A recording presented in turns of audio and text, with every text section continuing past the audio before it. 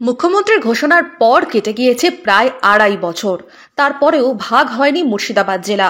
জঙ্গিপুর মহকুমাকে নিয়ে উত্তর মুর্শিদাবাদ জেলার দাবিতে এবার জঙ্গিপুরের এসডিওকে স্মারকলিপি জমা দিলেন জেলা সংগ্রাম কমিটি। সোমবার এসডিও অফিসের সামনে গণ অবস্থানে সামিল হলো সংগঠনের সদস্যরা। সভা থেকেই জঙ্গিপুরকে উত্তর মুর্শিদাবাদ জেলা হিসেবে ঘোষণার দাবি জানান সংগঠনের সদস্যরা। সংগঠনের নেতৃত্বের দাবি, প্রায় ৮০ লক্ষ মানুষের বসবাস এই জেলায়। আয়তনে এই জেলা ৫,৩১৮ বর্গ কিলোমিটার। তারপরেও জেলা ভাগ হয়নি। বহু মানুষকে প্রশাসনিক কাজে ছুটতে হয় বহু দূরে, বহরমপুরে। ২০২২ সালের ১ আগস্ট নবান্ন থেকে মুখ্যমন্ত্রী মমতা বন্দ্যোপাধ্যায় ঘোষণা করেছিলেন মুর্শিদাবাদ জেলা ভাগের কথা। সেই মতো জঙ্গিপুরে ইতিমধ্যেই গড়ে তোলা হয়েছে নতুন সার্কিট হাউস ও জেলা পরিষদ ভবন। তারপরেও কার্যকর হলো না মুখ্যমন্ত্রীর ঘোষণা। এই নিয়ে মুখ্যমন্ত্রীকে নিশানা করেছেন জেলা সংগ্রাম কমিটির সদস্যরা। যখন মাননীয় মুখ্যমন্ত্রী মুর্শিদাবাদে ভাগের কথা বললেন, নতুন জেলা উপহার দিলেন, তখন উনি যুক্তি দিয়েছিলেন ছোট জেলা হলে প্রশাসনের কাজে সুবিধা হবে। এবং তারপরে আমরা দেখলাম মাননীয় এখানকার এমপি সাহেব খলিলুর রহমান সাহেব উনি কিন্তু শুভেচ্ছা বার্তা পাঠিয়ে দিলেন।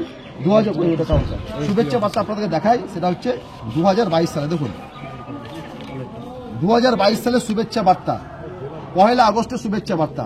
কিন্তু আমার অনুরোধ করবো মাননীয় এমপি সাহেবকে যে আপনি একবার বলুন, আপনি সবসময় মাননীয় মুখ্যমন্ত্রীর সঙ্গে থাকেন, আপনি আপনার দলের সাংগঠনিক জেলা সভাপতি, এই এলাকার মানুষের কি দুঃখ যন্ত্রণা বেদনা বঞ্চনার শিকার হচ্ছে, বারবার শোষিত হচ্ছে, দূরত্বের কারণে, সময়ের কারণে, প্রশাসনিক কাজে ডিএম অফিস যেতে হয়। জঙ্গিপুরের মানুষকে ডিএম অফিস যেতে গেলে, ফরাক্কার মানুষ ডিএম অফিস যেতে গেলে তারা কেউ চিনে না, অবহেলিত হয়, বঞ্চিত হয়, অনেক অসুবিধা হচ্ছে। গণতান্ত্রিক পদ্ধতিতে, শান্তিপূর্ণ পদ্ধতিতে আমরা যা যা আন্দোলন করা দরকার ইতিমধ্যেই করেছি।